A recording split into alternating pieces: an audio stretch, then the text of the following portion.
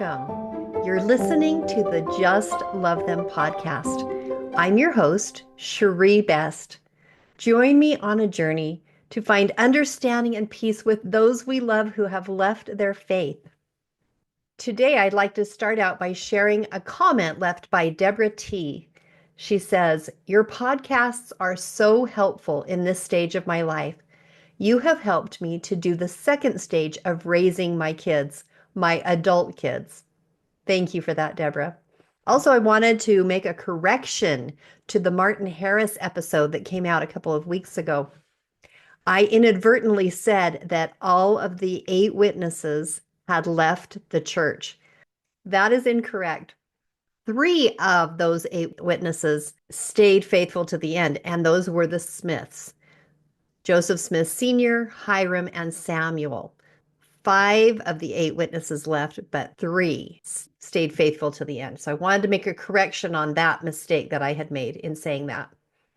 Today, I want to talk about something that you could tweak in your life that would make a big difference.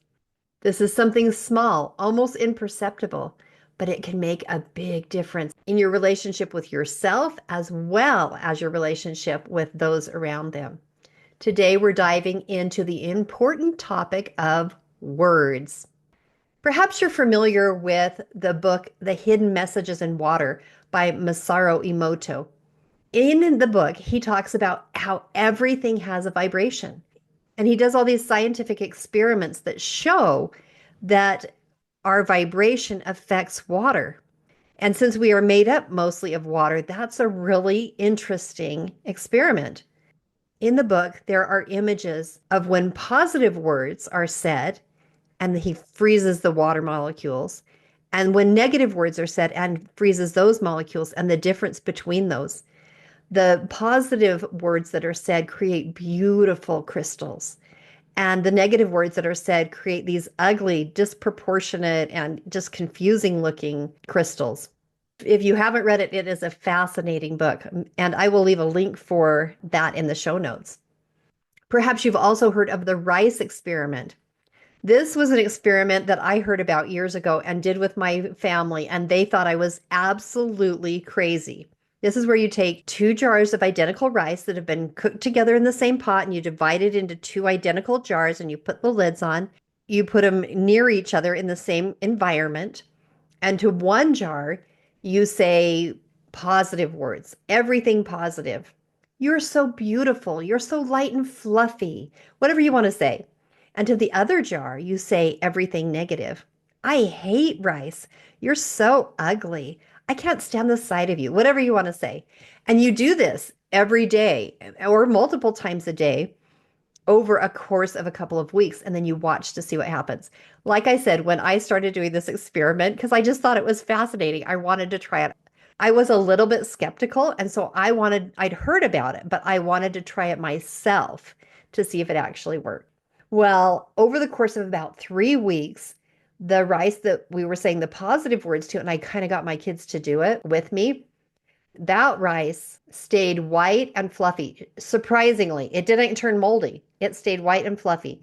The other rice got this yellowish stuff, and then on the bottom of the jar, it was all black and fungusy looking and super gross. They had been treated exactly the same except for the words. And so, if that's true, that words have vibration and that we're mostly made of water, and that by our vibration affects how we feel and can affect how other people feel, that can make a huge difference. Today, I want to talk about 2 different kinds of words that can cause a negative vibration, that can have a negative effect on us and on those around us. And the 2 kinds of words I want to talk about are shaming words and defeating words. What are they? How do they affect our relationships? Have you ever felt the sting of shame in a conversation or worried that your words might unintentionally hurt someone you love? Without even realizing it, we may be using words that bring our own vibration down and that can shame ourselves and others, and that can create feelings of inadequacy. Relationships are so complex. We can tweak our words and have a huge positive impact. Shaming words and defeating words are words that make someone feel embarrassed, unworthy, less than. These words can often carry judgment, criticism, or a sense of moral superiority. They can also be unintentional, or they can be intentional, but their impact is the same. They create emotional distance and make meaningful connection harder. That is the opposite of what we want, isn't it? We are working so hard to heal our relationships, to find peace, and we definitely do not want to make our connection harder with our loved ones. These negative words can send a message of blame or inadequacy rather than understanding and support. They can put the other person on the defensive and shut down meaningful conversations. These are words we may use when we talk about ourselves, or they may be words that we use when we talk about other people. These words can imply a lack of choice, of being forced, of inadequacy, and most of us use them all the time. Ronald Rasband, in his talk, Words Matter, said, "Words matter a lot. Let me say that. Words matter. They are the bedrock of how we connect. They represent our beliefs, our morals, and our perspectives. Sometimes we speak words, other times we listen. Words set a tone. They voice our thoughts, feelings, and experiences, for good or bad. Unfortunately, words can be thoughtless, hasty, and hurtful. Once said, we cannot take them back. They can wound, punish, cut down, and even lead to destructive actions. They can weigh heavily on us.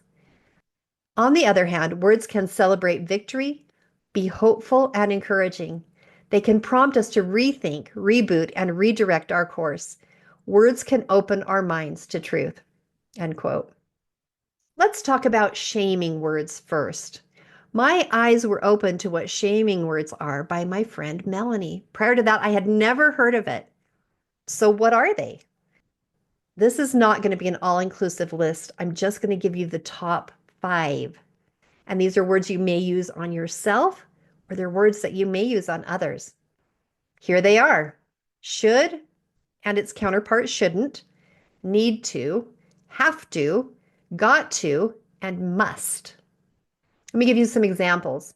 For should or shouldn't, on yourself, you might say, "I should have done this," or "I shouldn't have said that." Can you see how that feels shaming when you say that to yourself? When you're talking to others, you may say, "You should tell them this," or "You should do that." You should know better. When we use should or shouldn't, it takes away choice and it puts in a sense of shame. Need to. You could say this to yourself: "I need to do this," or "I need to do that." To other people, you might say, "You need to do this," or "You need to do that." Are you sure that you know what the other person needs to do? Next is have to or got to. So for yourself, you might say, "I have to go to the store." Even that feels a little bit oppressive. Can you see how these words are just kind of like oppressive? To others, you might say, "You have to get it together," or "You have got to get your homework done." For an adult, do they have to? Are you in charge of what they have to do? It's a little shaming. And for a child, it takes away agency. The next word is must. To yourself, you might say, "I must get this done," or "I must make that happen." How does that feel when you say that to yourself? Like you're putting yourself in chains? It feels depressing, drudgery, no fun. To someone else, you might say, "You must get your homework done before you can do this," or "You must pay that ticket." Especially with people pleasers, they feel like they have no choice when you use these words. They have to do it even if they don't want to. It can be very shaming. When we use shaming words, even unintentionally, they often create resentment instead of openness. They make the other person feel like they have to justify or defend themselves. It can shut down communication and deepen emotional divides, or it can reinforce feelings of inadequacy or low self-worth. We want to build trust and connection. We want to be aware of the power our words hold and how they shape our relationships. As I have begun to become aware of these shaming words, I have realized that I personally use them all the time. And I'm working really, really hard to take out these shaming words. Again, let's review what they are. Should and its counterpart shouldn't, need to, have to, got to, and must. Yuck. Let's talk about some awesome words that we can use instead. How about want to, or may want to consider, or choose to? Let's try these on in those sentences. For the word should, instead of saying should, I should do this, or I should do that, you can say, I choose to do this, or I choose not to do this, or I choose to do it later, or I choose to do it now. For the word need to, instead of saying, I need to do this, or you need to say that, you could say, I want to do this, or I don't want to. To the other person, you could say, instead of saying you need to, you could say, you may want to consider saying. That way they have choice. With have to, instead of I have to, even if it's just to go to the store, which feels oppressive, you can say, I am going to the store, which implies I'm choosing to go, or I want to go. It's my choice. Instead of you have to get your homework done before you can go play, which takes away agency, what can you say to give choice and prevent shaming? Here's an example. Whenever you choose to get your homework done, you're free to go play. That's just subtle change in wording, but it gives choice. It's a big change in the message that you're sending. In one, you have no agency. I'm forcing you, which can instill resistance, resentment, and rebellion. The other one puts them in charge. They have a choice what to do and when. Again, so instead of you have to get your homework done before you can go play, whenever you choose to get your homework done, you are free to go play. You see the difference? So subtle, but sends a way different message. All right, must. Instead of I must get this done, what if you were to say, I choose to get this done, or I want to get this done? You could almost breathe a sigh of relief with those words. You have a choice. It feels light. It feels freeing. And it's okay to say that you don't want to, too. It's okay to choose not to.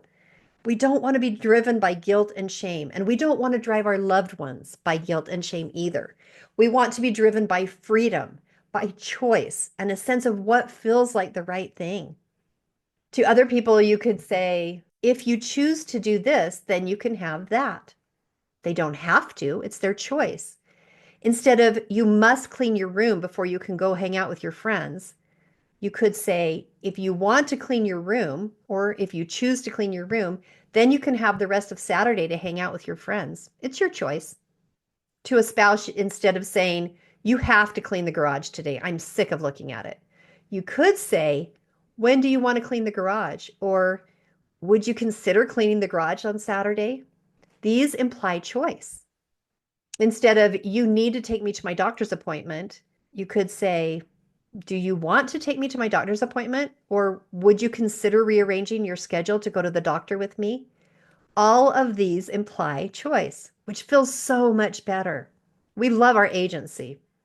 To a friend, instead of saying, you have to help me with my wedding reception, give choice. If they don't want to, they might feel obligated or guilty or shamed into doing it. If they say no, they feel like they have to, versus choice. For example, I'm looking for help with my wedding reception. Let me know if you want to help me. That way they can say yes or no, and no shame is implied. People who are naturally guilt-ridden, whether or not they have a hard time saying no and take on guilt when there's no reason to, is a completely separate topic. And that's about them, not about you. We're just talking about your words, what you say that gives choice and doesn't send a sense of shame. Just talking about you and your words. Let's review those shaming words. There are 5 of them. Should and its counterpart shouldn't, need to, have to, got to, must. Instead, we want to say want to, may want to consider, choose to. And like I said, this is definitely not an all-inclusive list. There are other options. You could probably brainstorm and find some more really good substitutes for those 5 shaming words that we don't want to use. I only gave you 3 to consider: want to, may want to consider, and choose to. Bet you can think of some more. Let's switch gears a little bit and talk about defeating words. And I'm going to give you 5 more words for a total of 10. So 5 shaming words, 5 defeating words. And again, this is definitely not an all-inclusive list. These are just some of the top defeating words. Defeating words are also can be considered self-fulfilling prophecy in some cases. These words are can't, don't, won't, never, and always. Those last 2, never and always, those are considered absolutes, and they're rarely accurate. When we hear ourselves or other people saying never and always, it usually implies that that person is triggered, they're upset, or there's some sort of negative emotion underneath all of that. So if you say never or always, just something to be aware of, that that's an absolute. Those 2 are absolutes. And there's probably some triggering going on in the moment. Okay, so let's talk about these 5. First, can't. I can't do it. There is a definite, besides being a defeating word, just that alone, like the vibration, all these shaming words, all these defeating words, they have just such a low, yucky vibration feeling with them. Can you feel that in your body as I say these kind of words? And they are also self-fulfilling. So if you tell your brain you can't do something, your brain's going to go, okay, and it won't even try. So when you say, I can't do it, or I don't know how, or I won't be able to do it, I'll never get it right, I always mess up. Aren't those the yuckiest words ever? We don't want to say those things to ourselves. They're very defeating. And they're also very defeating when they're used on others. For example, why can't you just, don't you know better? Why won't you listen to me? You never get it right. You always do this. Yuck. And self-fulfilling prophecy. If you tell someone they can't do something, they're going to be like, okay, I guess I can't do that, especially a child. Don't you know better? I guess I don't. So I guess I can't do better. If you tell someone that why won't you listen to me? They're going to think, oh, I guess I can't listen to them. I guess I don't listen. I guess I better keep doing that then. You never get it right. You always do this. You're going to be like, okay, I never get it right. I always do this. Whether you're saying it to yourself or someone else, so damaging. This is one small thing that you can start to become aware of, a small tweak that you can make in your life that's going to make your vibration higher, that's going to make your relationship with other people better. And it's so simple and so small. Instead of using words that defeat, we can shift our language to more constructive and compassionate words. I'm going to share with you the counterparts to those 5 defeating words. These are not so cut and dried as the shaming words, but we're going to come to these words with compassion and curiosity for yourself and for others. So here's some examples. And remember, you're coming to these words with compassion and curiosity. Instead of you should know better, if you're coming with compassion and curiosity, you might say, I know this is tough. What do you think would be a better approach next time? Think about that. You should know better, which is a definite defeating word, a definite defeating phrase. I know that compassion and curiosity, I know this is tough. There's the compassion part. Here's the curiosity. What do you think would be a better approach next time? Here's some more examples. Instead of, I can't do it, compassion and curiosity, I can do this. To someone else, you might say, help me understand what you're trying to do. Instead of saying, you can't do that, compassion and curiosity, help me understand what you're trying to do. Instead of, I don't know how, for yourself, try, I can figure this out, or I can find someone who can. Compassion and curiosity. For someone else, don't you know better? Try, I see it differently. Can you help me understand your perspective? Instead of, I won't be able to do this. Give yourself compassion and curiosity. I may be able to do this. I'm going to try. To the other person, instead of saying, "Why won't you listen to me?" try, "What do you think the solution is?" Here come the absolutes, never and always. Instead of, "I'll never get it right," give yourself compassion and curiosity. "I'm going to do my best," and that's good enough. To the other person, instead of, "You never get it right," try, "I think you may be able to do this. This part and this part looks great. Just adjust these parts." Instead of, "I always mess up," try looking at the part you got right and giving yourself kudos for that and grace for the rest. We live in an imperfect world. Literally nothing in this world is perfect. So you fit right in. We're not going to be perfect. The other person is not going to be perfect. So we are going to mess up sometimes, but we're not going to always mess up, and we're not going to never get it right. Instead of, "You always do this," try, "We all make mistakes. What do you think you can learn from this?" You see how that comes with compassion and curiosity? Let's do a little review. The 5 shaming words: should, need to, have to, got to, and must. And the 5 defeating words: can't, don't, won't, and the absolutes: never and always. These simple tweaks turn shaming and defeating words into patience, encouragement, compassion, curiosity, and understanding, and ultimately improve our conversations and our relationships, both with ourselves and with those around us. Tweaking your words will increase your vibration and the vibration of those around you. It can't help it. It will actually give you a sense of freedom and choice and allow you to breathe more deeply. It will decrease guilt and shame in yourself and others and increase a feeling of encouragement, enlightenment, and choice. I'm sharing this with you because I care. I care about you, and I care about your loved ones. This is one small, seemingly imperceptible change that you can choose to make that will have a positive exponential effect. Words are so powerful. They can tear down, they can build up, they can create distance, they can bring us closer. Encourage, support, uplift.